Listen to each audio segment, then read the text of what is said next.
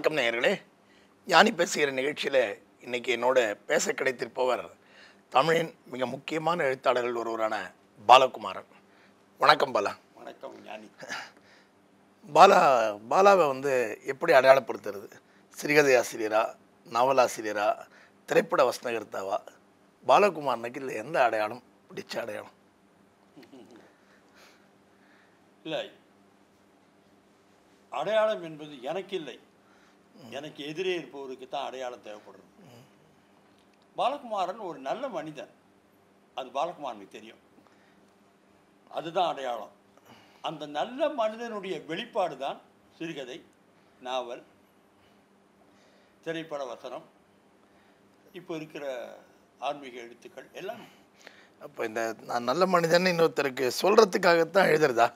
இல்லை, அது தானாக வெளியே வரும், ஒன்று யாருக்கும் சொல்ல வேண்டாம். அது ஒரு மலைமுகட்டில் போய் நின்றுட்டு தன்னைத்தானே சொல்லிக்கும். எழுதுறதோட நோக்கம் என்ன பாலா? நோக்கம் எனக்குள் இருக்கின்ற அந்த நல்ல குணத்தை எதிரே இருப்பவருக்குள்ளும் விதைப்பது. இல்லை, இந்த நோக்கம் இன்னைக்கு ஆன்மீக எழுத்தெல்லாம் எழுதுகிற பாலாவுக்கு வந்த நோக்கமா, இல்லை ஒரு 40 வருஷம் முன்னால் எழுத ஆரம்பித்த போதே இதான் நோக்கமாக இருந்துச்சா? முதல் கவிதை எழுதும் போதே அதான் நோக்கம். பிரியந்தான் நல்ல குணம்னு எதை சொல்கிறது? அன்பு தானே சொல்ல முடியும். நல்ல குணம் என்பது ஒரு உணர்வு, அதை வெளிப்படுத்துகிற செயலுக்கு அன்பு, பிரியம், காதல் அப்படின்னு சொல்லிட்டு போகலாம். அவங்கள பார்த்தா பிடிக்குது. அப்போ உள்ளுக்குள்ள ஜிவ்வுன்னு ஒரு ஒரு ஈரம் சுரக்கிறது. அப்போ டெலிஃபோன் துடைப்பவள் அப்படின்னு மத்தியானம் வேகாத வெயில ஒரு பொண்ணு டெலிஃபோன் துடைச்சிட்டு போகிறா, அதில் வாசனை பேப்பர் வச்சுட்டு போகிறான்றது ரொம்ப நெகிழ்ச்சியாக இருக்குது. அந்த நெகிழ்ச்சியை ஒரு நல்ல மனம் ஃபீல் பண்ணி வெளியே சொல்லுது. அதுதான் ஆரம்பம். ஆனால் அப்போது அப்படி ஒரு கவிதையாக எழுத ஆரம்பித்து ஏன் அந்த வடிவத்தை ரொம்ப சீக்கிரமாகவே விட்டுட்டு வந்துட்ட மாதிரி? அந்த காலகட்டத்தில் தமிழ்நாட்டில் நிறைய பேர் கவிதை எழுதியிருந்தாங்க. தெருவுக்கு புது கவிதை எழுதலாம் என்ற ஒரு ஒரு ஒரு அலவன்ஸ் மரபு கவிதையை தாண்டி கிடைச்சதுலேருந்து அப்போது தெருவுக்கு ஒரு 15 கவிஞர்கள் உரைநடையை மடக்கி போட்டு கவிதை என்று சொல்லிக்கிறவர்கள் வந்தபோது கவிதையினுடைய மகத்துவம் குறைந்தது. மரபு கவிதைக்கு ஒரு மகத்துவம் இருந்துதான் கேள்வி வரும். இல்லை, மரபோ புது கவிதையோ கவிதையாக இருக்க வேண்டும். நிறைய சத்தம் இருக்கும்போது கவிதை எடுபடலை. ஸோ கவிதையை காட்டிலும் என்னை வெளிப்படுத்தி கொள்ளுகின்ற ஒரு நல்ல வழி என்ன என்று தேடுகிற போது, ஏன்னா அதுக்கு முன்னாடியே கூட தேடி இருக்கேன், வீணை வாசிக்கலான்னு பார்த்து. இல்லை, இதை எப்படி நிறைய சத்தம் இருக்குது, நம்ம குரல் கேட்கல, நாமும் சத்தம் போடுவோன்னு இறங்கிட்ட மாதிரி. அது அப்புறம் முதல்ல அந்த எண்ணம் இருந்தது. என் குரல் எதுக்கு பேசுறது? நீ திரும்பி பார்க்கணும் தானே பேசுகிறேன். நான் செவுத்து பார்த்துட்டு இருக்கேன்னா நீ திரும்பி பார்க்கணும்னு பேசுகிறேன், உங்கள்கிட்ட சொல்லணும்னு நினைக்கிறேன். அப்போ நான் நல்லா சொல்லணும். இவர் ஏன் திரும்ப மாட்டேன்றார், இவருக்கு புரியல. இவர் ஏன் ஹா அப்படின்னு சொல்ல மாட்டேங்கிறார், இவருக்கு புரியல. என்னுடைய கவிதை 6 வரி கவிதைகளில் இவர் உள்ளுக்குள்ளே போய் இந்த கத்தி சொருக மாட்டேங்குது, அது கவசத்தை தாண்டி போகல. அப்போ என்ன பண்ணலாம், இன்னும் கொஞ்சம் பெரிய வெடி மருந்தாக எடுத்து வச்சுப்போம் அப்படின்னு சொல்லிட்டு தான் சிறுகதைக்கு போனேன். வீணை வாசிக்கிறது முன்னாடி, கவிதைக்கு முன்னாடி வீணை வாசிக்கிறதா, பாட்டு பாடுறதா, கர்நாடக சங்கீதம் கற்றுக்கிறதா, இல்லை டிராயிங் போடுறதா அப்படின்னு பல்வேறு விஷயங்கள் முயற்சி செய்து லேண்ட் ஆனது கவிதையில். கவிதை இன்னும் நிறைய கையாளுறாங்க, தப்பாக கையாளுறாங்க. அப்படிங்கிறதுனால சிறுகதைக்கு நல்ல சொல்றது, கவிதையை விட சிறுகதைக்கு நிறைய உழைக்கணும். எனக்கு உழைக்கிறதுக்கு பிடிக்கும். சரி, அதை விட நாவலுக்கு கம்மியாக உழைச்சா போதுமா? இல்லை, நாவலுக்கு சிறுகதையை விட அதிகமாக உழைக்கணும். நாவலை விடவும் சினிமாவுக்கு இன்னும் அதிகமாக உழைக்கணும். ஆனால் சிறுகதை ரொம்ப அம்படிக்கிற மாதிரி. அப்படி இப்படி இது மாதிரி ஓவியம் வரைகிறதா, வீணை வாசிக்கிறதா, கவிதை எழுதுறதா, சிறுகதையான்னு இப்படி ஒவ்வொன்றா தடுமாறி பார்த்து ஒன்றத்தில் நிலை பெறுற போது அப்போ யார் ஆதர்சமாக இருந்தாங்க? இதில் ஏதோ ஒன்று நீ செய், இதை செய்யலாம் அப்படின்னு ஒரு உத்வேகம் எங்கேருந்து கிடைச்சிது? இல்லை, இது வீட்டுக்குள்ளேருந்து கிடைச்சதா, வெளியிலேருந்து கிடைச்சதா, படித்ததுலேருந்து கிடைச்சதா? எல்லாத்துக்குமே உத்வேகம் என்னுடைய தாயார் பாஸ் சுலோச்சனா, அவங்க தமிழ் பண்டிதை, வித்வான் சிரோன்மணி, வடமொழியும் அவங்களுக்கு பரிச்சயமான விஷயம். அந்த தமிழில் ரொம்ப வெறும் தமிழ் பண்டிதையாக, புலவராக இல்லாமல் அதை தாண்டி ரசித்து பேசுகிறவங்க. அவங்க தான் நிறைய சொல்லி கொடுத்தாங்க. அவங்க தான் உத்வேகம் கொடுத்தாங்க. அவங்களுக்கு வந்து ரைட்டராக வரணும், பேச்சாளியாக வரணும் அப்படின்லாம் ஆசை இருந்தது. எங்கள் அப்பா அதுக்கெல்லாம் அனுமதி கொடுக்கல.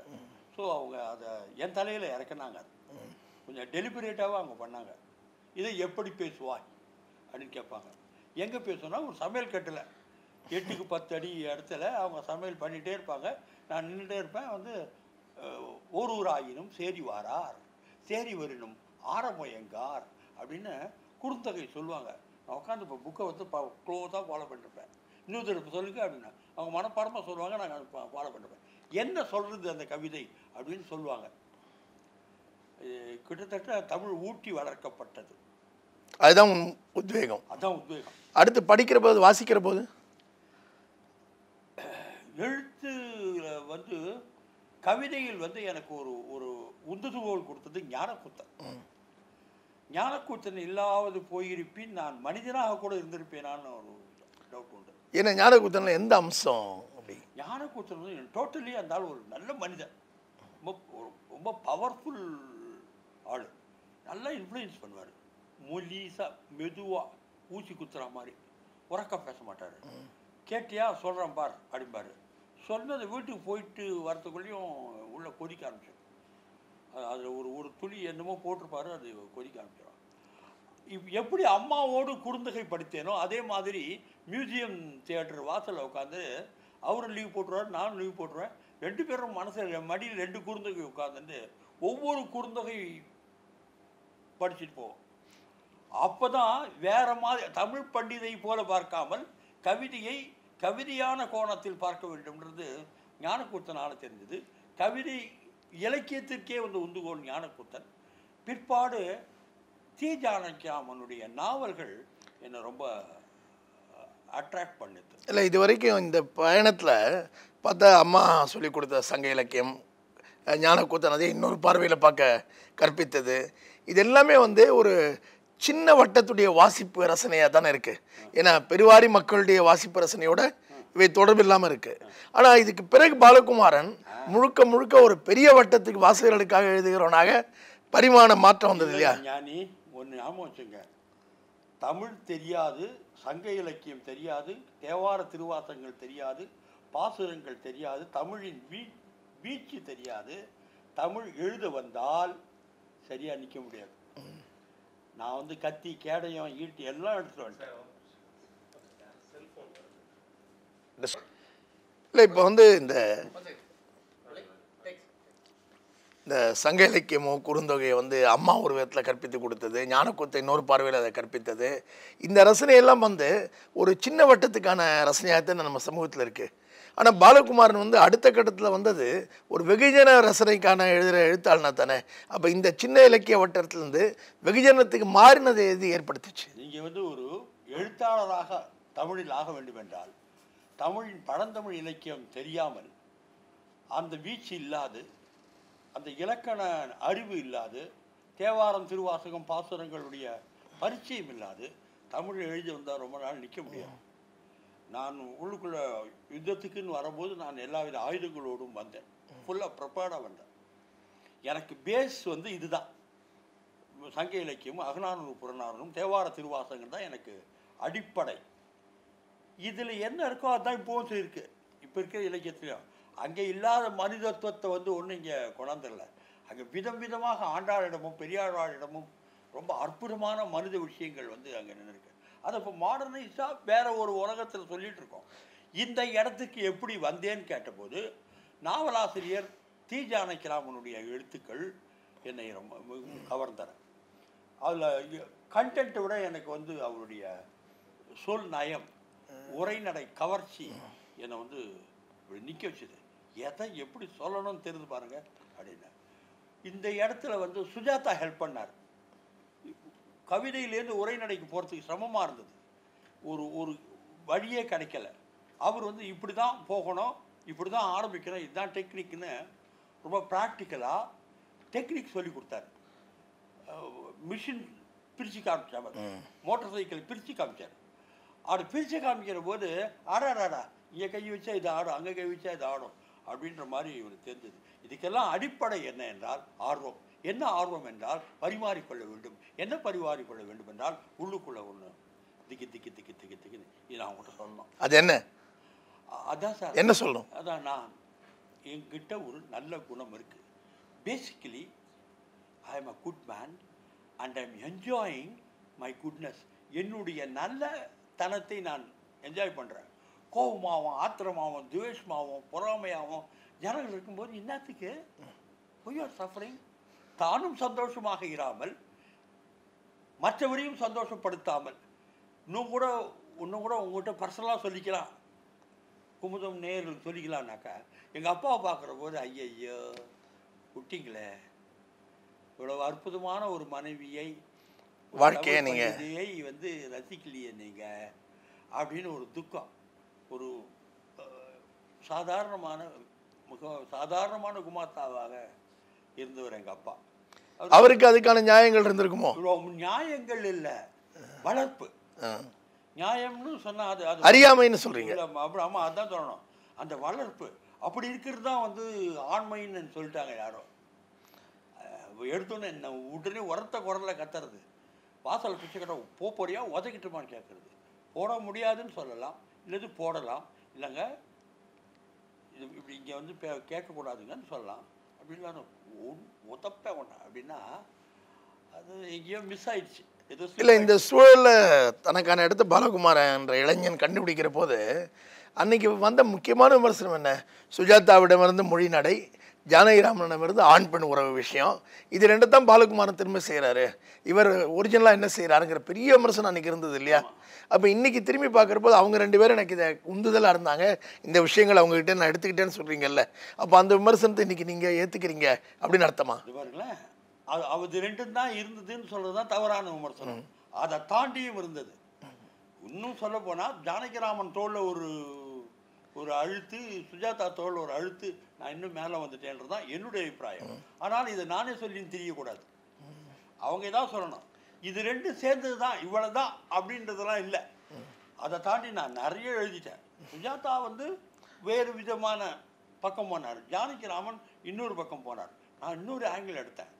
இந்த இன்ஃப்ளூயன்ஸ் இல்லாத, இவருடைய தாக்கம் இல்லாத வந்திருக்கவே முடியாது. யாருடைய தாக்கமாக இருந்துடணும். ஒரு ஸ்டேஜுக்கு அப்புறம் ஜானகிராமனுடைய தாக்கமும் இல்லை, சுஜாதாவுடைய தாக்கமும் இல்லை. அது ரெண்டுத்தையும் கழட்டி கீழே போட்டு 2 இன்ச்சின்னு கீழே வந்து தாம்பாடு ராக்கெட் போதே அந்த மாதிரி போகாது. அப்போ அது வந்து கான்ஷியஸாக அவங்க ரெண்டு பேரையும் தவிர்த்தீங்களா? கான்ஷியஸாக இல்லை, தானாக போகும். நான் ஒர்க் பண்ண ஆரம்பித்தேனே.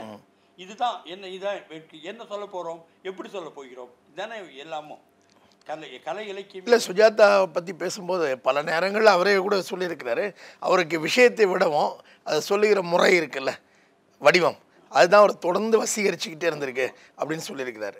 ஆனால் உங்களுக்கு அப்படிப்பட்ட வசீகரம் இல்லைன்னு நீங்கள் சொல்கிறீங்க. இல்லை, நான் என்ன சொல்கிறேன், விஷயமும் இருக்குது. விஷயம் இல்லாத வெறும் வசீகரத்தை வச்சு நல்லா இருக்காது, கொஞ்சம் ஆபாசமாக. அப்போ இந்த விஷயம் ஜானகிராமன் தொட்ட அந்த விஷயம், ஆண் பெண் உறவுங்கிற விஷயம், இன்னொரு விதத்தில் பார்க்க போனால் அப்பா அம்மாவுடைய உறவு என்ன, அது எப்படி இருந்தது, எப்படி இருந்திருக்கலாம் அப்படிங்கிற விஷயங்கள்லாம் இருக்குல்ல, இதுதான் தொடர்ந்து உங்கள் அடிநாதமாக இருந்ததுன்னு சொல்லலாம். ஆண் பெண் அப்பா அம்மா உறவு மட்டும் இல்லை, அண்ணன் தங்கச்சி, எதிர் வீட்டு பொண்ணு நான், எதிர் வீட்டு கிழவர் நான், என் பாஸ் நான்.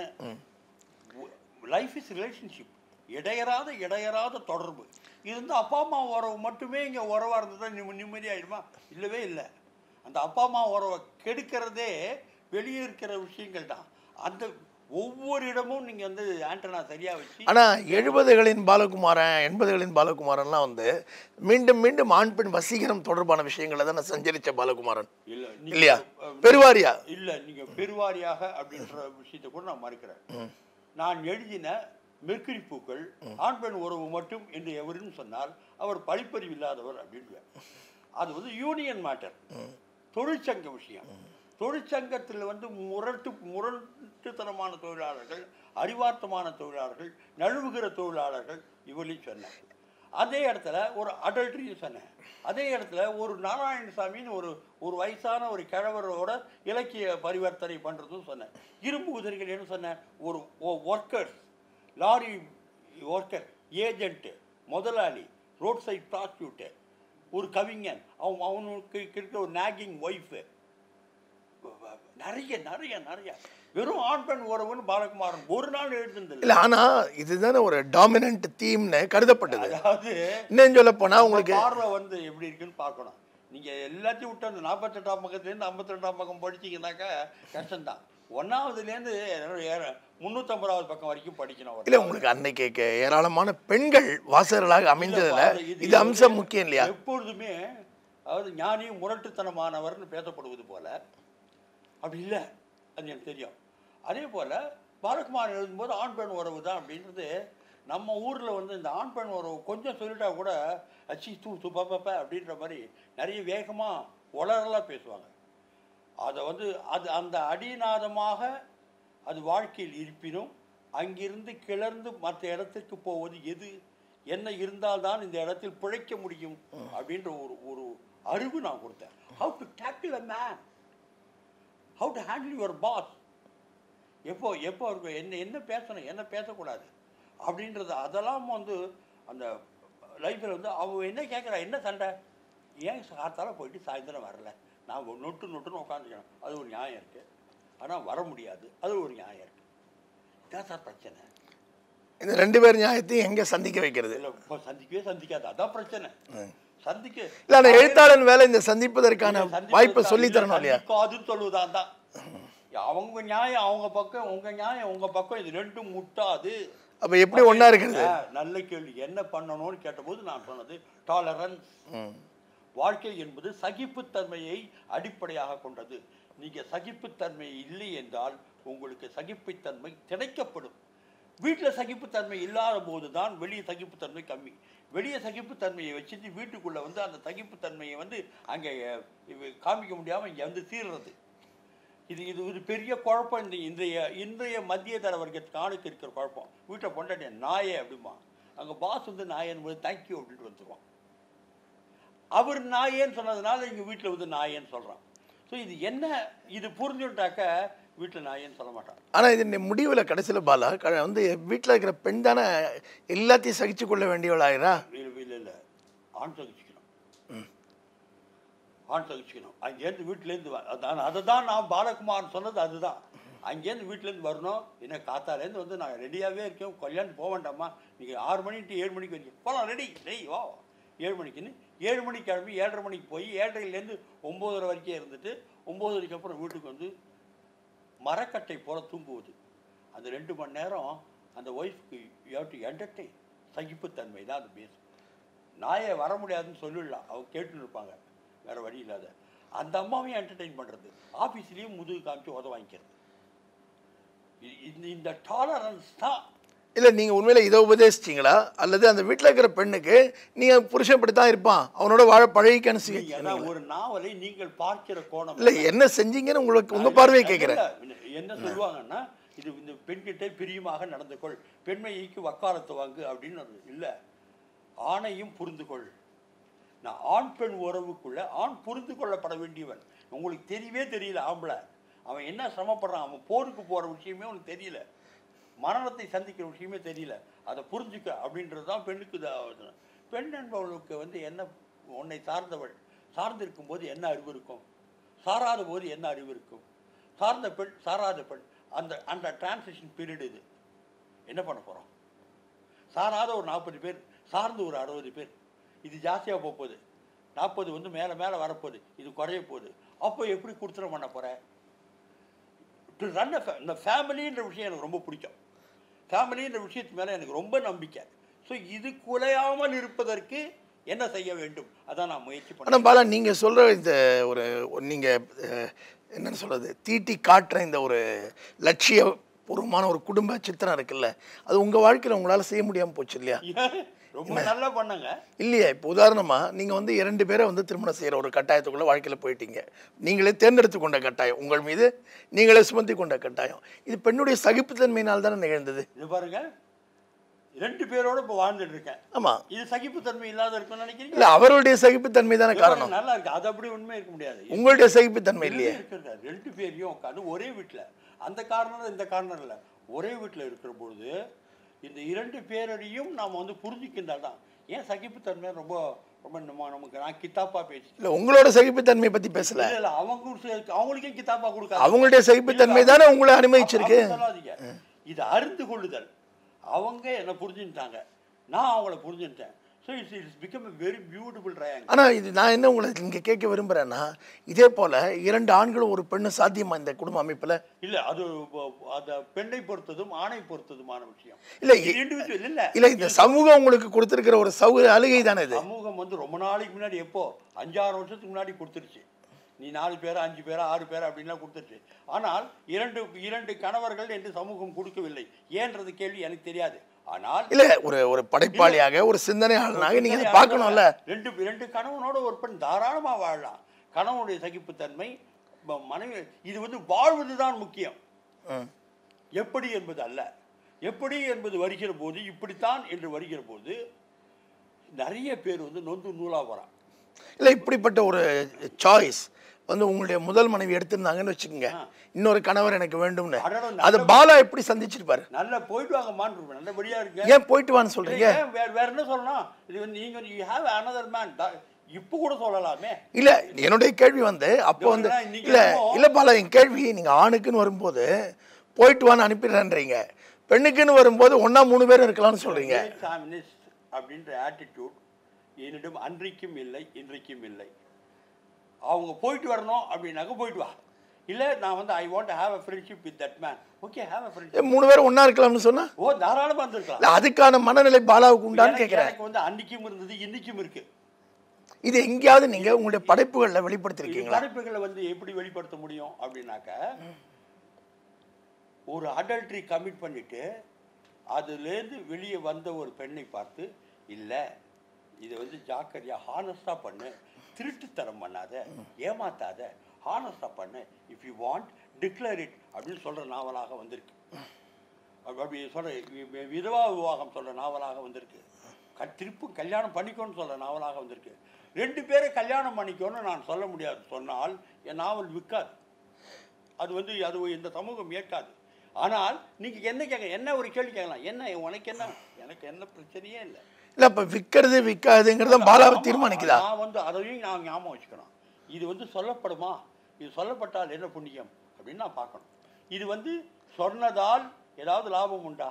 இப்படி இருக்கிற ஒரு வாழ்க்கையை காண்பிப்பதால் நான் என்ன பண்ண போறேன்? அதுதான் எனக்கு முக்கியமான கேள்வி. இதற்கு ஏதாவது எதிர்ப்பு உண்டா? எனக்கு எதிர்ப்பே கிடையாது. எனக்கு எதிர்ப்பே கிடையாது. It is okay. என்னங்க, ஏன் வந்து 2 பேரும் ரொம்ப குறைச்சலாக நிறுத்திட்டீங்க? ஒரு ப்ராஸ்டியூட் பற்றி வச்சுக்குவோம். ஒன்றுமே இல்லை, நல்லா இருக்கீங்களா, சௌக்கியமாக இருக்கீங்களான்றதான் கேட்கணும். எப்படி இருக்கீங்க, உடம்பு எப்படி இருக்கு அப்படின்னு தான் கேட்கணும். அதை ஃபுல்லாக ரெக்கக்னைஸ் பண்ணலாம். ஷீத்தூன்னு சொல்கிறதுக்கு இங்கே ஒரு மனுஷன் இல்லை. யாரை சொல்லலாம்னா, அடுத்தவனை வஞ்சிக்கிறவனை மட்டுமே சொல்லலாம். இல்லை, நீங்கள் திரும்பவும் சொல்கிறதெல்லாம் சமூகம் ஏற்கனவே கொடுத்த சலுகைங்கிற வட்டத்துக்குள்ளே நான் விளையாடிட்டு இருக்கேங்கிறது தான் இல்லையா? நீங்கள் அதை விஸ்தரிக்கவோ மாற்றி அமைக்கவோ நீங்கள் முயற்சி பண்ணல. விஸ்தரிக்க மாற்றி அமைக்கலாம் முயற்சிக்கவே இல்லை. யாராவது முயற்சித்தால் எனக்கு ஆட்சேபனை இல்லை. நான் பண்ணலை அதை. நீங்கள் வந்து somebody wants to cross a border, somebody wants to be somewhere in the எனக்கு ஒன்று. அப்போ இந்த விற்கிறது விற்காது நடுவில் ஒரு தற்செயலாக ஒன்று சொன்னீங்க, அது என்ன இன்னொரு கேள்வி கேட்க தோணுது. என்னன்னாக்காது ஒரு சொல்லுகிற போது இந்த விஷயத்தை விற்கிறதுன்னு சொல்கிற போது கமர்ஷியல் பாயிண்ட்ல சொல்லலை. இது வந்து ரீச் ஆகுது, இது வந்து புரிந்து கொள்வது, இது வந்து அறிந்து கொள்ளப்படுவது. இந்த பாயிண்ட்ல பார்த்தாக்கா இது புரிந்து கொள்ளப்படாது. உங்களுக்கு இரிட்டேட் பண்ணுறதா இருக்கும், கோபம் மூட்டுறதா இருக்கும். அவங்கள இந்த நேரத்தில் இது வந்து இன்னும் ஒரு 20 வருஷம் கழிச்சு இந்த நாவல் எழுதப்படும். நான் வந்து எழுதுனது வந்து அப்போ அந்த சூழ்நிலையில் தள்ளி இருந்தது. இல்லை, நீங்கள் அன்னைய சமூகத்துலேருந்து ஒரு 6 அங்குலம் தான் தாண்டி போக தயாராக இருக்கீங்க. இப்போ 6 அங்குலம் தள்ளி போவோம், அவ்வளோதான். அப்போ நீங்கள் இது வந்து ஒரு நடைமுறை லௌகீக புத்திசாலித்தனம்னு சொல்லலாமா? புத்திசாலித்தனம் இல்லை, அவ்வளவுதான். எனக்கு அறிவுன்னு வேணா சொல்லலாம். நீங்க இல்லை, அப்போ இந்த எது நான் என்ன கிராஸ் பண்ணணும்னு நினைக்கிறேன்னா அதானே கிராஸ் பண்ண முடியும். இல்லை, இந்த காரணத்தினால தான் நான் வந்து 5 அடி தாண்டினேன். ஏங்க 50 அடி தாண்டலன்னு இது வந்து கேள்வி. என்ன லாஜிக் இது? இல்லை, 5 அடி என்ன மனிதர் தாண்டுகின்ற உயரத்தை நான் தாண்டினேன். 5 அடி நான் தாண்டினேன், சக்ஸஸ்ஃபுல்லாக தாண்டிட்டேன். ஏன் 50 தாண்டலைன்னா இது இருக்கு, குடும்பம் உடைய போகிறது. குடும்பம்ன்ற விஷயமே இருக்க போகிறது இல்லை. அதை பற்றி உங்களுக்கு வருத்தம் இருக்கா? எனக்கு ஒன்றும் வருத்தமும் கிடையாது, ஆதரவும் கிடையாது. இந்த குடும்பம் என்ற விஷயத்தின் மீது எனக்கு இப்போது நம்பிக்கை இருக்கிறது. ஆனால் இது உடைய போகிறது. இதான் இதான் இந்த லைஃப். உங்கள் குழந்தைகள் பேர குழந்தைகள் காலத்துலையா? இது இது வந்து இந்த ஐரணி எனக்கு நம்பிக்கை இருக்கிறது, எனக்கு பிடித்திருக்கிறது. I'm very comfortable. ஆனால் எனக்கு கண்ணு முன்னாடி உடைய போகிறது, உடஞ்சிட்டு வருது. கல்யாணம் என்னத்துக்கு, எதுக்காக இந்த கல்யாணம் அப்படின்னு சொல்கிற பெண்கள் அதிகமாக்கி விட்டார்கள், ஆண்கள் அதிகமாக்கி விட்டார்கள். நம்ம இன்னும் ஒரு 20 வருஷம் பொறுத்து நான் இருக்க மாட்டோம். அப்போ வந்து கல்யாணங்கிற விஷயம் இல்லை, இதை பற்றி உங்களுக்கு கருத்துன்னு ஒன்றும் இல்லையா? கருத்து பிடிச்சிருக்கு, பிடிக்கல, வருத்தமாக இருக்குது, சந்தோஷமாக இருக்குது, எந்த உணர்ச்சியும் இல்லையா? கிடையாது. அது எப்படி இருக்க முடியும்? அது எப்படி இருக்க முடியும்? நான் வந்து எனக்கு இது வந்து ஒரு உடுப்பு உடுத்துவது போல தான். ஒரு அந்த காலத்தில் வந்து குடுமி வச்சுட்டு வேட்டி கட்டியிருந்தாங்க, அப்புறம் ஜீன்ஸ் போட்டு டிஷர்ட் போடுறாங்க அப்படின்ற மாதிரி தான். வேறு வாழ்க்கை முறை என்ன குறையக்கூடாது? அன்பு, சகோதரத்துவம், அந்த அந்த அந்த பரஸ்பர நம்பிக்கை குறையக்கூடாது. அதுதான் இருக்குன்னாக்கா எப்படியும் வாழ்ந்துட்டு போகலாம். சாதாரண சட்டத்திட்டங்கள் தானே, அது உடையும் கூடும், மறுபடியும் வந்து ஒருவனுக்கு ஒரு தீன் வரும். சைக்கிள் தானே இதெல்லாம். இப்படி இந்த மாற்றம் வரும்போது நீங்கள் எழுத்தின் மூலம் தனியாக ஒரு மாத நாவல் எழுதினா பாலகுமாரன் பேர் போட்டால் விற்கும் அப்படின்னு விற்கிற ஒரு சூழல் இருந்த நேரத்துலேருந்து இன்றைக்கி படிக்கவே ஆள் இல்லைங்கிற ஒரு மாற்றம் வந்துடுச்சுல்ல. பத்திரிகையில் சிறுகதை எழுத முடியல, தொடர்கதை பார்க்க முடியறதில்ல, நாவல் இல்லை. இந்த மாற்றம் ஏன் வந்ததுன்னு நீங்கள் நினைக்கிறீங்க? ஏன்னா இது வந்து ரொம்ப சிறப்பாக இருந்த காலகட்டத்தில் அதை பயன்படுத்தி அனுபவித்தவர்களை ஒத்துறீங்க. இல்லை, அது வாஸ்தவம் தான். இதில் வந்து எனக்கு இந்த சர்வே எப்படி எடுத்தீங்கன்னு எனக்கு தெரியல. புத்தக கண்காட்சி நடந்தது, என் புத்தகங்கள் நல்லா விற்றுருக்கு. ஒரு ரொம்ப ரொம்ப மரியாதையாக ஒரு எழுத்தாளன் சந்தோஷப்படக்கூடிய அளவுக்கு விற்றுருக்கு. என்ன புத்தகம் விற்றிருக்கிறது என்றால், நீங்கள் வந்து எது விற்காதுன்னு சொன்னீங்களோ அந்த நாவல்கள், சிறுகதை தொகுப்புகள்லாம் விற்றுருக்கு. இந்த வார பத்திரிகையில் வந்து நான் விற்காதுன்னு சொல்ல, என்னுடைய கருத்தே வேற. நான் வந்து மேகசின் ஜேர்னலிசம் மூலமாக நீங்கள் பெருவாரியானவர்கள் அடைஞ்சிங்க, வார பத்திரிகைகள், மாத நாவல்கள் மூலமாக. இன்னைக்கு அந்த இதில் வந்து எழுத்து சிறுகதை நாவலுக்கு இடமே இல்லாமல் போயிடுச்சு. இல்லைங்க, ஒரு தொடர்கதை ஞாபகம் வச்சுன்னு படிக்கிறத விட ஒரு சாலிடாக ஒரு வந்து 160 பக்கத்துக்கு, அதாவது முன்னே மாத நாவல்னா 40 பக்கம் தான், சினிமா பாட்டு புத்தகம் அந்த மாதிரி தான் இருந்தது. நான் வந்த பிறகு என்னாச்சு, 120, 160, 210 நாவல் புக்கெல்லாம் கூட நான் வந்து கொடுத்துருக்கேன். ஒரே நாவலை 2 பாகமாக கொடுத்துருக்கேன், 12 பாகமாக கொடுத்துருக்கேன். இல்லை, அதெல்லாம் விற்ற ஒரு காலம் போய் இன்னைக்கு அதெல்லாம் நடக்க முடியாதுன்னு ஆயிருக்குல்ல. மாத நாவல் இன்னைக்கு நீங்கள் எழுதி விற்க முடியாது இல்லையா சூழல்ல? விற்கும்னு எனக்கு நம்பிக்கை இருக்கு. ஆனால் எந்த வார பத்திரிகைக்கு அந்த தைரியம் இல்லை இல்லையா? அவ்வளோதான். நான் வந்து எழுதினா விற்கும். இப்பவும் வந்து கேட்டுன்னு இருக்காங்க புது ஆட்களுக்கு வந்து மாத நாவல் எழுதுங்க, நாங்கள் வந்து நீங்கள் கேட்டதோட அதிகமாக தரோன்னு. எனக்கு வந்து அந்த எழுத்து அந்த அந்த அந்த அந்த ஒர்க்கில் வந்து கொஞ்சம் பலம் கம்மியாகிடுச்சு. அது காரணம் மூப்பு. ஆனால் வெகுஜன அளவிலேயே அதற்கான அந்த போக்கு, அந்த ட்ரெண்ட் மாறிட்டது இல்லையா? ட்ரெண்ட் மாறி இருக்கு. அதுக்கு தொலைக்காட்சி பெட்டி காரணம். அதுதான் காரணம்ன்றீங்களா? தொலைக்காட்சி பெட்டி தான் காரணம், முக்கியமான காரணம் அதுதான். ஆனால் படிக்கிறத சுகம் வந்து ஜனங்கள் இன்னும் விட்டுறல. அது இன்னொரு பக்கம் வளர்ந்துக்கிட்டு தான் இருக்கு. பாட்டுக்கு வளர்ந்து. ஏன்னா நான் வந்து மாத நாவல் எழுதின காலத்தை விட இன்று புத்தக விற்பனை அதிகமாகத்தான் இருக்கு. சரியா எழுதினா நல்ல ராயல்டி கிடைக்கிற பதிப்பகம் கொடுக்குற பதிப்பகங்கள்லாம் நல்லா இருக்கு. முன்பை விட அதிகமாக வந்துருக்கு. அதிகமாக இருக்குது. நல்ல என்ன கனமாக கொண்டு வராங்க, மரியாதையாக கொண்டு வராங்க, எழுத்தாளருக்கு கம்பீரம் கொடுக்கும் அளவில் கொண்டு வராங்க. விலைலாம் கொண்டு வரதே இல்லை. ஆனால் நீங்கள் இந்த மாற்றம் நடந்த பீரியடில் தான் நீங்கள் இன்னொரு துறைக்கு மாறிட்டீங்க இல்லையா? சினிமாவுக்கு மாறிட்டேன்னா இதை விட்டுட்டு போயிட்டானா? இல்லை, ஏறத்தாழ குறைச்சிட்டீங்க, அல்லது இதுக்கான எழுதுறதுக்கான ஸ்பேஸ் எல்லாம் போச்சு. சினிமாவுக்கு போனதில் பாலகுமாரனுடைய நோக்கம் என்ன? அதில் என்ன ஆகணும்னு? இல்லை, டைரக்டர் ஆகணுன்ற ஆசை தான். அதுக்கு தான் போய் உதவி இயக்குனராக வேலை பார்த்தீங்க. அது உங்களுக்கு ஒத்து வரல? இல்லை, தந்திரம் இல்லை. அதுக்கு என்ன தந்திரம் வேணும்? ரொம்ப கமர்ஷியலாக அதை சிந்திக்க தெரிஞ்சுக்கணும், வியாபாரம் தெரிஞ்சுக்கணும். என்ன வாங்குறாங்க, யாருக்கு விற்கிறோம், எவ்வளவு செலவு பண்ணலாம், எவ்வளவு லாபம் கிடைக்கும். இல்லை, இதெல்லாம் உங்களுக்கு ஒரு எழுத்தாளனாக வெகுஜன பத்திரிகையில் வேலை செஞ்ச போது தெரிஞ்சுதானே அந்த தொழிலில் செஞ்சீங்க? வெகுஜன பத்திரிகையில் வந்து பத்திரிகை ஆசிரியனா, பத்திரிகையில் எழுத்தாளனாக இருந்தபோது இந்த கணக்கு தெரியவே தெரியாது, தெரிய வேண்டிய அவசியம் இல்லை. ஆனால் சினிமா டைரக்டராக போயிட்டா விற்கிறது, வாங்குறது, ஏரியாவில் வந்து இருக்கிற ஏஜென்ட்டு, அந்த மாதிரி நிறைய விஷயங்கள் தெரிஞ்சுக்கணும். எந்த படம் ஓடுது, எந்த படம் ஓடலை, ஏன் ஓடுது, ஏன் ஓடலை அப்படின்னு. இங்கேயோ மதுரையை தாண்டி ஒரு சாதாரண ஒரு டவுனில் இருக்கிற ஒரு சினிமா புரோக்கர் வந்து சொல்வார். அதாவது ஒரு இயக்குனருங்கிறவன் வந்து வெறும் படைப்பாளியாக இருக்க முடியாதுங்கிறீங்க? படைப்பாளியாக எப்போவுமே இருந்ததில்லை. அவங்க வந்து ரொம்ப கமர்ஷியலாக திங்க் பண்ணுறவங்க தான். தன்னுடைய படைப்பு திறனை அந்த கமர்ஷியல் விஷயத்தோடு அழகுபடுத்தி கொண்டு, கமர்ஷியலும் ஃபெயில் ஆகாத, படைப்பு திறனும் குறையாத செய்திருக்காங்க. அது உங்களுக்கு தெரியலங்கிறீங்க. அதில் வந்து அந்த கமர்ஷியலாக இன்னும் கூட ஜட்ஜ்மெண்ட் இல்லை. அது தவிர ஒரு தவறு நடந்தது. நான் ரொம்ப லேட்டு, 35 வயசுக்கு அப்புறம்லாம் சினிமாவுக்கு போகக்கூடாது. ஏன் போகக்கூடாதுன்னா, அப்போ அந்த உழைப்பு போகாது. காலையில் 4 மணிக்கு இருந்து ராத்திரி 12 மணி. நீங்கள் சொல்கிறது எனக்கு ஆச்சரியமாக இருக்குது. இல்லைங்க. ஏன்னு கேட்டிங்கன்னா, இந்திய சினிமாலேயே உலக அளவில் மதிக்கப்படக்கூடிய இன்னும் வாழக்கூடிய ஒரு இயக்குனர் ஷியாம் பெனகல், அவருடைய முதல் படமே 40 வயசுக்கு பிறகு தான் அவர் இயக்கினார். அதன் பிறகு இன்னைக்கு அவர் ஏறத்தாழ 80 தொட போகிறாரு, இன்னும் இயக்கிக்கிட்டு இருக்காரு. பாருங்களேன், உடனே வந்து ரேர் ஃபினாமினன்லாம் வந்து எடுத்து காமிக்கக்கூடாது, தப்பு. ஜென்ரலாக இளம் வயதில் சினிமாவுக்கு 20 வயசில் போயிட்டாக்கா, 22 வயசில் போயிட்டா அந்த எனர்ஜி வேறு. 35 வயசில் நீங்கள் படம் எடுத்துடலாம். 35 வயசில் போயிட்டு 5 வருஷம் கற்றுண்டு 40 வயசுக்கு அப்புறம் வந்து ஒரு படம்ன்ற போது அது எனக்கு பவர் இல்லை. நான் என்னை வச்சு தான் பேசுகிறேன். I was not very powerful to fight.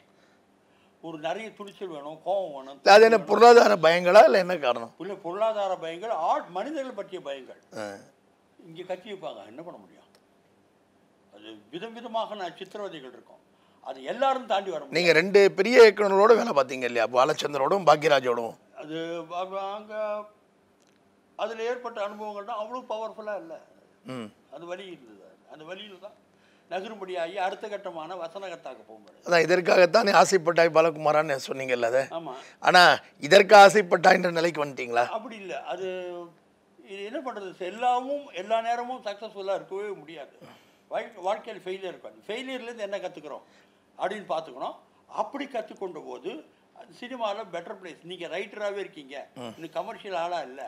அப்போ ரைட்டராக இருக்க இடம் இங்கே சினிமாவில் என்னன்னா வசனகர்த்தா. இதை சக்ஸஸ்ஃபுல்லாக பண்ணுவோம். கதை கூட இல்லை, வசனகர்த்தா தான். கதைன்ற விஷயம் வந்து சினிமாவில் வந்து டைரக்டருடைய இடம். அது விட்டே கொடுக்கல. நான் கதை தரேன் அப்படின்னு வந்து மலையாளத்தில் கொடுக்குற மாதிரி அந்த மலையாளத்தை ரசிகர்கள் நல்ல கதைக்கு ஏங்கினார். இங்கே வந்து ஹவு டு பி ஃபிலிம்டு தான் முக்கியமாக இருந்தது, கதை வந்து முக்கியம் இல்லை. ஸோ இந்த இடத்துல கதைங்கிற விஷயத்தை விட டைரக்ஷன் தான் முக்கியமாக இருக்குது, ப்ரெசன்டேஷன் தான் முக்கியமாக இருக்குது. ஸோ ப்ரெசன்டேஷன் முக்கியத்துக்கு கூடுதலாக ஒரு கூட என்ன வசன கத்தால வெறும் வசனத்தில் நிற்குமா?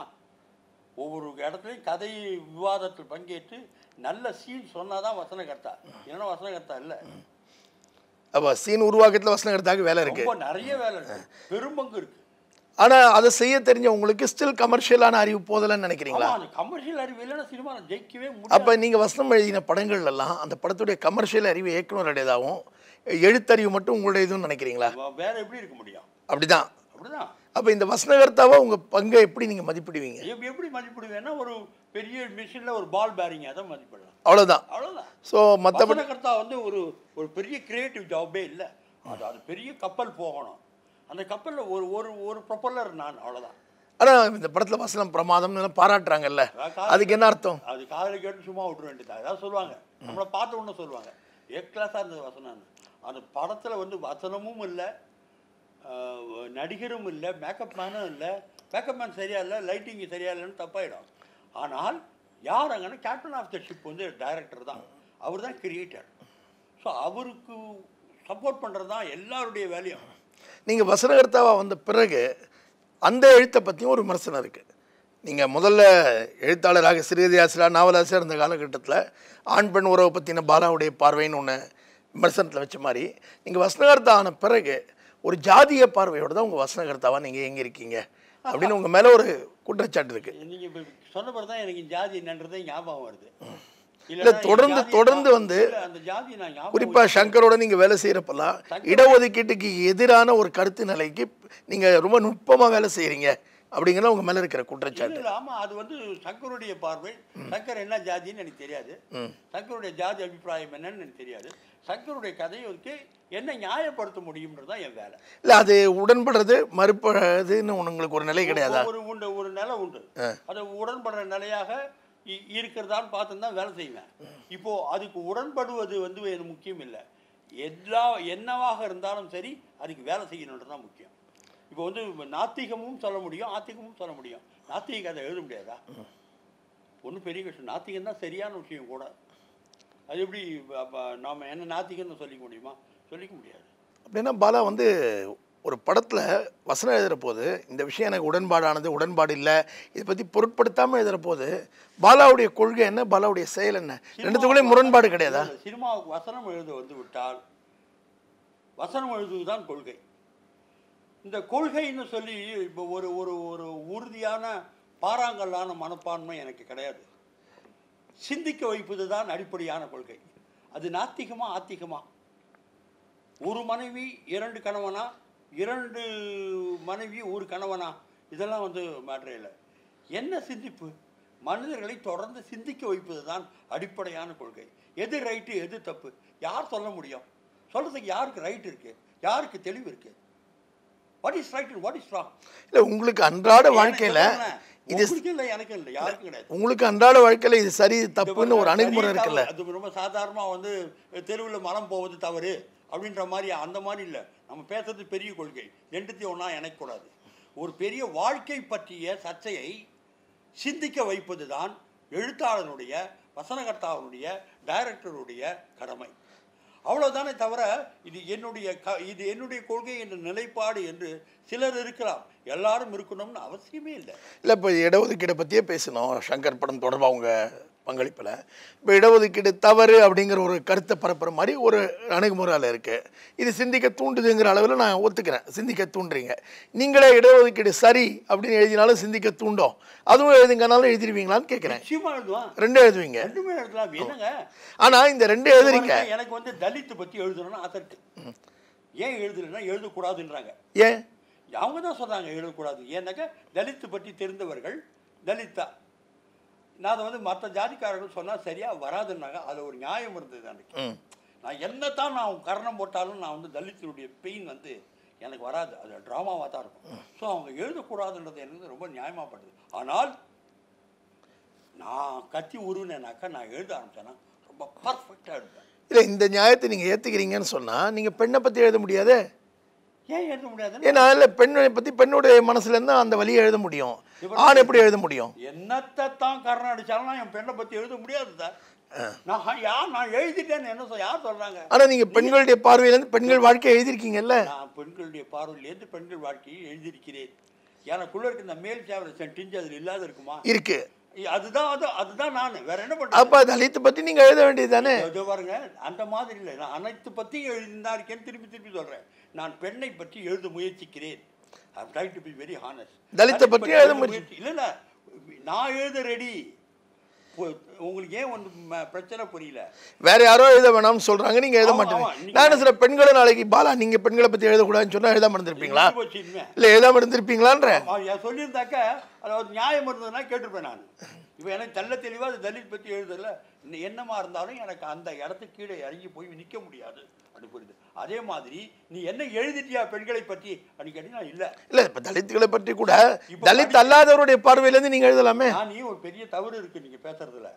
பெண்ணை பற்றி போய் நான் எழுதிருந்து படிக்கிற போது இன்னும் போடல, இன்னும் சரியாக எழுதியிருக்கணும் அப்படி தான் தோணுதே தவிர எழுதி கிழிச்சிட்டேன்னு எனக்கு தோணவே இல்லை.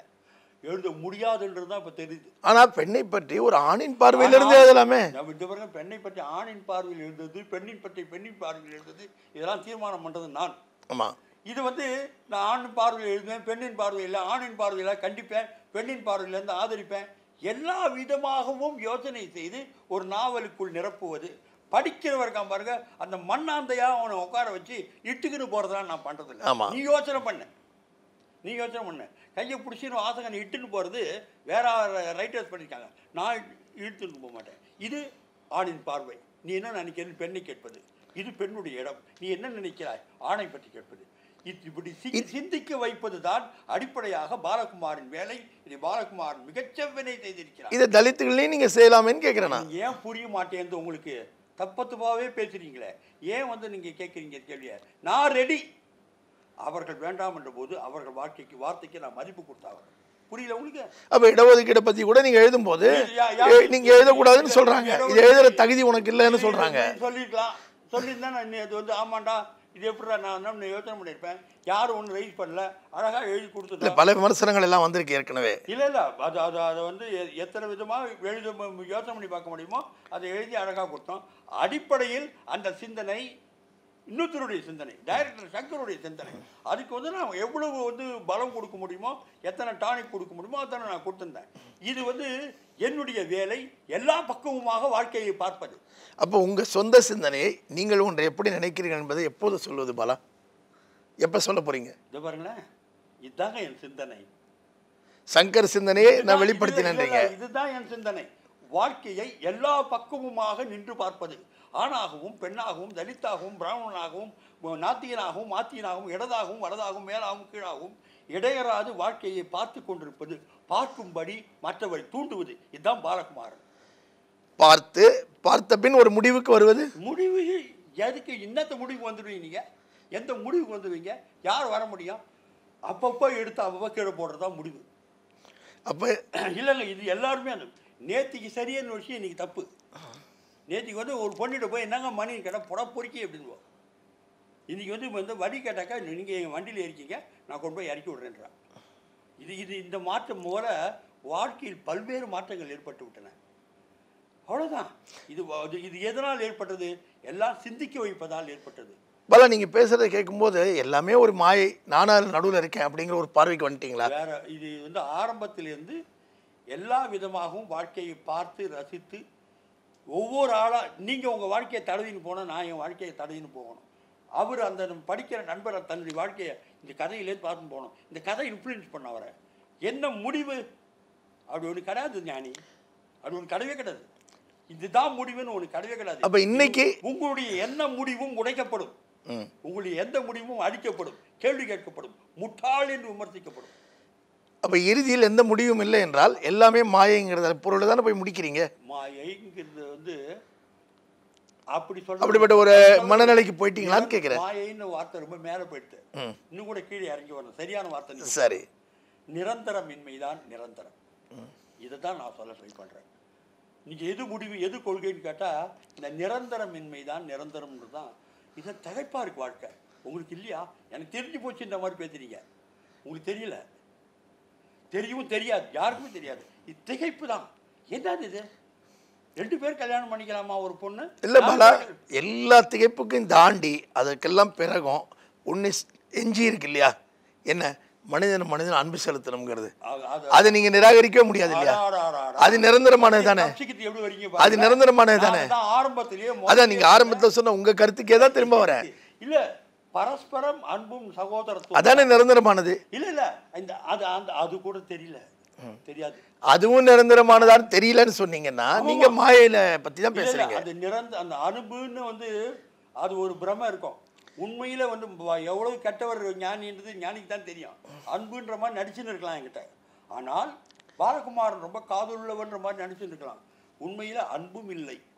அந்த அன்பற்றும் இருக்கின்ற ஒரு அமைதி. அன்புங்கிற கூட ஒரு வியக்தி, ஒரு எக்ஸ்பிரஷன், ஒரு எதிர்பார்ப்பு. நான் நல்லவனுங்கிற ஒரு ட்ராமா என்னென்னமோ வரும். அதெல்லாம் இல்லாத உள்ளுக்குள்ள ஒரு எனார்மஸ் சைலன்ஸ். அந்த சைலன்ஸ் இன்னைக்கு ரீச் ஆயிட்டீங்களா? உங்கள்கிட்ட சொல்லணும்னு அவசியம் இல்லை. இல்லை ஆயிட்டீங்களான்னு கேட்குறேன், தெரிஞ்சுக்க. ஏன்னா இன்னைக்கு நீங்கள் ஆன்மீக எழுதுகிறவன்னு உங்களை அடையாளப்படுத்திக்கிட்டீங்க. ஒவ்வொரு கட்டத்தில் ஒரு அடையாளம் போல இன்றைய அடையாளமாக அது it cannot be expressed, my dear friend. It cannot be expressed. உங்களுடைய பார்வையில் ஆன்மீகம் என்ன? ஆன்மீகம்னா என்ன? அங்கங்கனாதபடி எங்கும் பிரகாசமாய் ஆனந்த பூர்த்தியாகி என்கிற வாக்கியத்தை ஓட்டி உள்ளுக்குள்ளே வெறுமே கிடத்தல். Just exist. இதில் கடவுளுக்கு இடம் உண்டா? நான் தானே கடவுள். இதில் மதத்துக்கு இடம் உண்டா? மதத்துக்கு கடவுளுடைய வெளிப்பாடு தானே மதம். இதில் ஜாதிக்கு இடம் உண்டா? மதத்தினுடைய ஒரு பிரிவு தானே ஜாதி. அப்போ இதில் வந்து கடவுள் மதம் ஜாதி எல்லாம் உண்டு. இது வரத்தான் செய்யும்.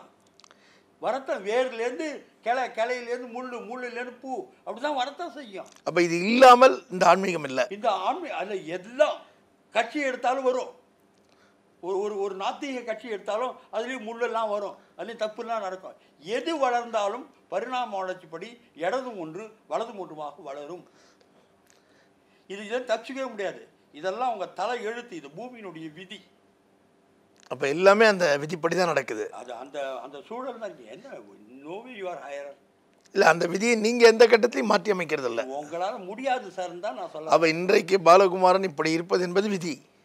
வேற என்ன சொல்றது? எப்படி இது நான் வந்து என்னை மாற்றிக்கொண்டு நான் ஒரு வலிமையான ஆளாக நிற்கிறேன்னு சொல்லலாமா? எப்படி சொல்றேன்? ஞானி வலிமை உள்ளவரா? அல்லவே இல்லை, இன்னைக்கு நீங்கள் வந்து சேர்ந்திருக்கிற இடத்துக்கு நீங்கள் வந்து சேர்ந்ததில் உங்கள் முயற்சி தானே இருக்கு. உங்களுக்கு முயற்சியெல்லாம் இல்லைங்க, அது அடிக்கிற காட்டாற்று வெள்ளத்தில் உங்கள் உழைப்பு இருக்கு இல்லையா? என்ன உழைப்பு? உங்கள் சிந்தனை இருக்கு இல்லையா? பாருங்களேன், இந்த சிந்தனை உழைப்பு அப்படிங்கிறதுலாம் பெரிய பிரமை. என்ன நான் ரைட்டராக வரணும்னு என்ன எப்படி நடந்ததுன்னே எனக்கு தெரியல. உங்களுக்கு ஞாபகம் இருக்குமோ, 31 வருஷத்திற்கு முன்பு உங்களை சந்தித்த போது நான் இந்த மாதிரியான ஆளாக இல்லை. ரொம்ப சாதாரணமாக தொழில் ஜோர்லாம் போய் மாட்டின்னு உங்கள் வீட்டுக்கு வந்த ஆள் தான் நான். அப்போ வந்து நீங்கள் இன்னும் என்ன நினச்சிக்க மாட்டேங்க. எங்கேயோ வெள்ளம் அடிச்சுன்னு போச்சு. என்ன எப்படி திருப்பினா நான் ரைட்டரா, சினிமா ரைட்டரா ஆளா, அல்லது வந்து நடிகனா, அல்லது வீணை வாசிக்கிறவனா, எதுவுமே தெரியல. ஒரு சருகு போய் எங்கேயோ வந்து இப்போது ஆன்மீகவாதின்னு யாரும் சொல்கிறாங்க. அப்படியா? ரைட், ரொம்ப சந்தோஷம். அடுத்து என்ன தெரியாது. அப்போ என்னங்க இதை தீர்மானிக்கிறது நீங்க இல்ல. நாளைக்கு என்னங்க என்ன வேணும்? அடுத்தது என்ன? இது எதை தீர்மானிக்கிறது நீங்க இல்ல. எப்படி? யாரும் இல்லை. இல்ல, அப்ப இந்த உங்களுடைய செயல்களுக்கெல்லாம் நீங்க பொறுப்பேற்காமல் இருக்கதா சொல்றீங்களா? பொறுப்பேற்காமல் இருக்க முடியாது. பொறுப்பும் ஏற்கணும். நீங்க ஒன்றும் இல்லைன்றதும் புரிஞ்சுக்கணும். ஞானியை ஒன்றுமே பண்ண முடியாது. அது பாட்டு போயிட்டு இருக்க ஞானி. இதில் பெரிய ஒரு ஐரணி உங்களுக்கு மறந்தே போகிறது. எப்போ நான் செத்து போவேன், எப்போ நீங்கள் மரணம் அடைவீர்கள், அது பொறுத்து தான் இந்த கம்பீரமெல்லாம். அது தெரியாத வரையில் பல கேள்விகள் பதில் சொல்லப்படாது தான் இருக்கும். இன்னைக்கு பாலகுமாரன் எழுத தொடங்கின காலத்தில் உள்ளுக்குள்ளே இருக்க ஒன்று பகிர்ந்துக்கணுன்ற ஒரு துடிப்போடு இருந்த பாலகுமாரன் இன்னைக்கு எழுதும்போது இருக்கிற துடிப்பின் நோக்கம் என்ன? இப்போ எழுதுகிற போது அந்த வந்து உள்ளுக்குள்ளே வந்து இருந்த ஒரு அன்பு ஒன்று சொல்லணும்னு நினச்சேனே, அதே அன்பு மிக பெரிதாக விரிவடைந்து பிரம்மாண்டமாக மாறி என்னுடைய ஒவ்வொரு அசைவிலும் வெளிப்படுகின்றது. ஒவ்வொரு அசைவிலும் வெளிப்படுகின்றது. 31 வருஷம் பார்த்த ஞானியை மறுபடி பார்க்குற போது உள்ளுக்குள்ள கப்புன்னு ஒரு ஒரு பிரேமை வந்து ஒன்று பொங்குது. நல்லா இருக்கியா அப்படின்னு தான் வருது. இது எல்லா நேரமும் எல்லா வித செய்கையிலும் என்ன சொல்கிறது, இந்த அமைதியான ஒரு பிரம்மாண்டமான அன்பு ஒன்று வெளிப்படுகிறது. அது இன்னைக்கு எழுத தூண்டுவது அதுதானா? ஆமாம், வேற ஒன்றும் இல்லை. இது இந்த தூண்டுவது, எழுத தூண்டுவது என்ன, உயிர் வாழ தூண்டுவது. எழுதுறது ஒரு சின்ன பகுதி தானே, மூச்சு விடுறோம்ல, அவங்க பார்க்குறோம்ல, நல்லா இருக்கீங்களா. இந்த அன்பை வெளிப்படுத்துகிற வடிவம் என்ன? உங்களுக்கு எழுத்து மட்டும்தானா? வேற என்ன? வாழ்வது சக மனிதரிடமான அன்பை வாழ்வதுங்க. ஒரு குழந்தைய தலையை தடவி கிடைக்குது, ஒரு அம்மா வந்து நல்லா இருக்கீங்களா தொட்டிட்டு கிடைக்குது. அப்போ இந்த அன்பு பார்க்குற போது ஜாதியின் பேரால், ஆண் பெண் பாலினத்துடைய பேரால் மனுஷனுக்கு வலியை உண்டாக்கும் போது அந்த வலியை குறைக்கணும்னு உங்களுக்கு தோணாதா? பாருங்க, வலியை குறைக்கிறதுக்கு ஒரே வேலை, நான் வலியை கொடுக்காமல் இருந்தால் போதும். ஞானி வலிக்க பண்ணாதீங்கன்னு சொன்னால் ஞானி கேட்க போகிறது இல்லை. நான் பார்த்துக்கிறேன். நான் யாரையும் வலிக்க பண்ணாத ஒரு வாழ்க்கையை நடந்து கொண்டிருக்கேன். அதுதான் பாலகுமாரன் இன்றைய ஃபிலாசபியா என்றுமா? ஆரம்பத்துலேருந்து அது இன்னைக்கு பெருசாகிடுச்சுன்றேன். எல்லா செய்கையிலையும் ஓடி வந்துருச்சு. அது ரொம்ப சந்தோஷம் பாலகுமாரன். இன்னும் 20 வருஷம் இல்லை 30 வருஷம் கழித்து நம்ம மீண்டும் சந்திக்கிற போது இதே வலிக்காமல் இருக்கிற ஒரு பார்வையை வேறு எப்படி நீங்கள் வளர்த்து கொண்டிருக்கிறேன்னு அறிய ரொம்ப ஆசையோடு இன்றைக்கு உங்களுக்கு நான் நன்றி சொல்லி முடிக்க விரும்புகிறேன். ஞானி, அன்றைக்கு இருந்த அதே வேகத்தோடு, அதே கத்தி உருவலோடு, யுத்த முனைப்போடு என்னிடம் வந்தீர்கள். உங்களுக்கு நான் சரியாக பதில் சொல்லிட்டேன்னு நினைக்கிறேன். உங்கள் கேள்விகள் எல்லாமே ரொம்ப ரொம்ப நல்லா இருந்தது. இந்த மாதிரி இன்டர்வியூ வந்து நான் சமீபத்தில் பண்ணவே இல்லை. தடவுறாங்க, அப்படி மேலே வந்து தடவி கேட்குறேன். தடவ வேண்டாம். என்ன நான் தட்டி பிடிங்க, நான் பதில் சொல்கிறேன். நான் பதில் சொல்லிவிட்டேன்னு நினைக்கிறேன். அதை வாசகம் தீர்மானிக்கட்டும். இல்லை, எந்த கேள்விக்கும் எந்த பதிலும் ஒரு உரையாடலோடு முடிவதில்லை. இந்த உரையாடலை இவையெல்லாம் தொடங்குகின்றன தான் நான் நினைக்கிறேன். பல புது கேள்விகளும் பல புது பதில்களும் ஒரு உரையாடலை தொடங்குன்னு நினைக்கிறேன். இல்லை, அந்த வாசகர்களுக்கு வந்து தொடக்கமாக இருக்கலாம். எப்போதுமே ஒரு முடிவு ஒரு தொடக்கம்தான். வணக்கம். குமுதம் இணையதள நேயர்களே, இன்று பாலகுமாரனோடு ஒரு வித்தியாசமான உரையாடலில் ஈடுபட்டோம். மீண்டும் உங்களை ஞானி பேசுகிற நிகழ்ச்சியில் அடுத்து சந்திப்போம். வணக்கம்.